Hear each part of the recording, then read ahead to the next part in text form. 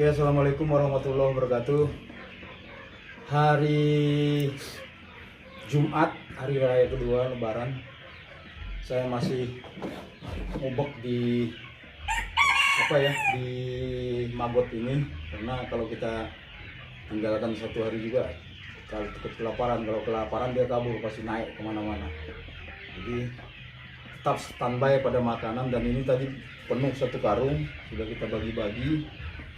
Dan intinya usaha lalat Magot ini, kalau kita bukan dibilang orang kotor ya, dibilang jorok orang apa, kalau kita takut dengan kotor atau takut dengan memegang-megang sampah buah yang seperti ini ya, yang busuk-busuk begini.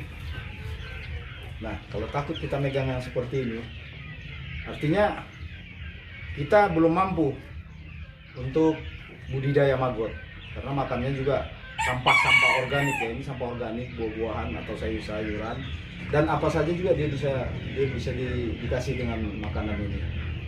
Seperti ini, tinggal kita masukkan. Tuh. Kalau sudah bisa dekat dengan suasana seperti ini, udah bisa. Dan satu lagi, kalau seandainya pun dia sudah bisa tapi kebersihan harus dijaga ya, seperti plastik ini juga harus dibuang pada tempatnya supaya jangan kotor kelihatan.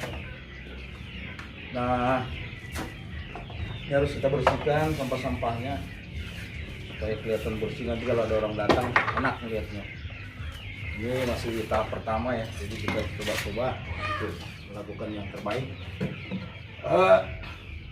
Yang kedua, jika kita belum bisa memegang Magot yang bersih seperti ini ya, nih, Magot yang bersih seperti ini kita geli megangnya, udah, artinya kita belum mampu untuk melakukan budidaya atau usaha seperti ini ya.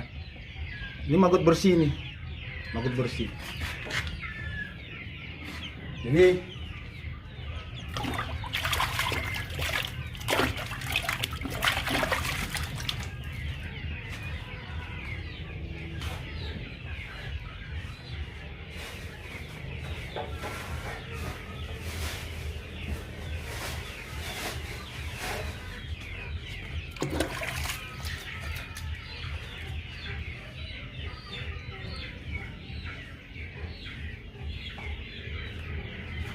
Jadi intinya seperti itu. Budidaya Magot ini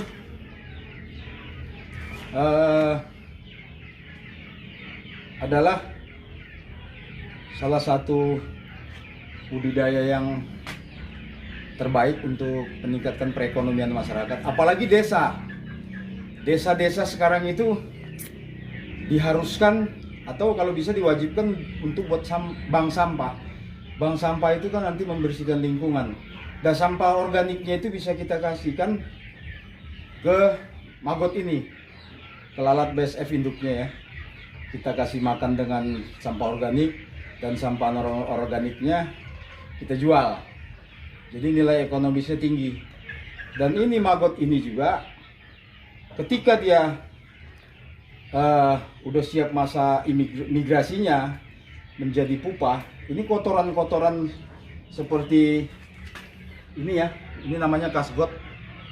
Nah, kasgot ini kalau dijadikan pupuk untuk pupuk buah-buahan, pupuk apapun, ini paling baik, paling bagus nilai protein bagi untuk pupuk ya. Ini sangat bagus. Jadi semuanya bisa dijual atau bisa dimanfaatkan. Seperti kotoran, itu kotoran tadi ya, kasgot tuh kotoran bekas makan Magot, jadi disingkatnya dengan kasgot. Jadi mulailah masyarakat menjaga lingkungannya atau berbudidaya Magot ini untuk kebutuhan, intinya untuk kebutuhan pakan sendiri. Dan salah satu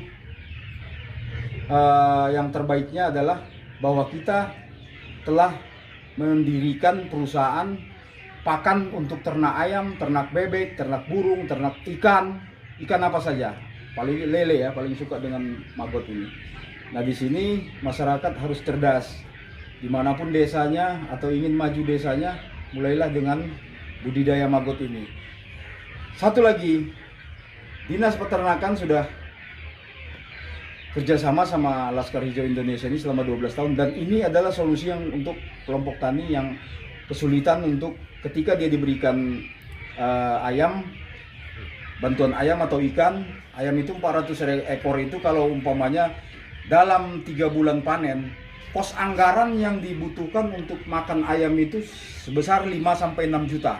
Jadi alangkah baiknya uang yang 5-6 juta itu kita kembangkan untuk budidaya lalat ini, budidaya maggot ini.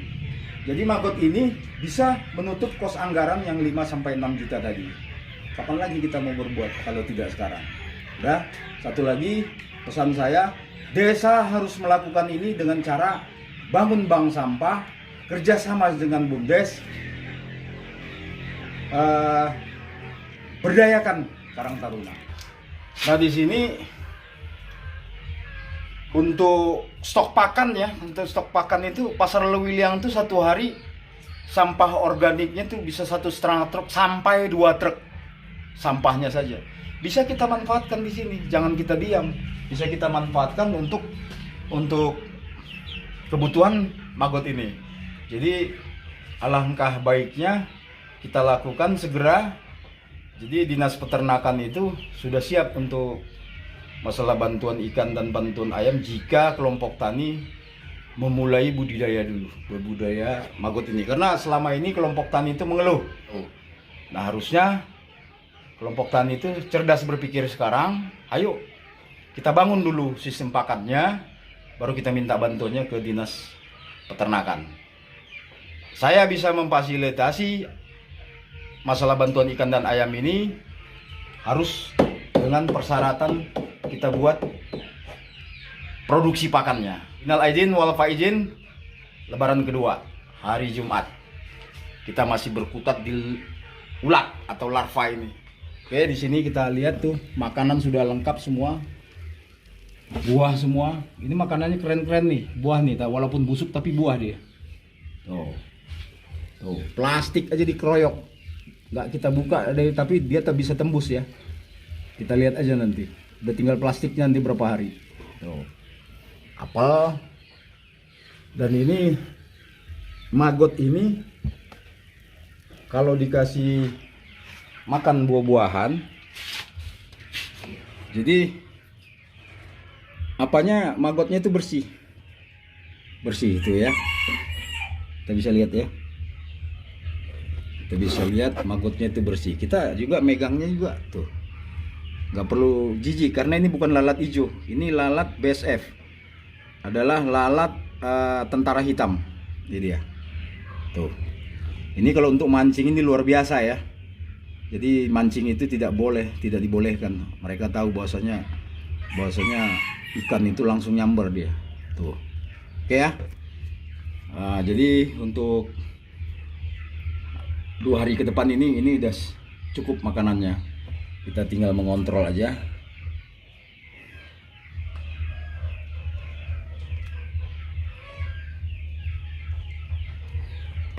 Oke, wabillahi taufik walhidayah. Wassalamualaikum warahmatullahi wabarakatuh.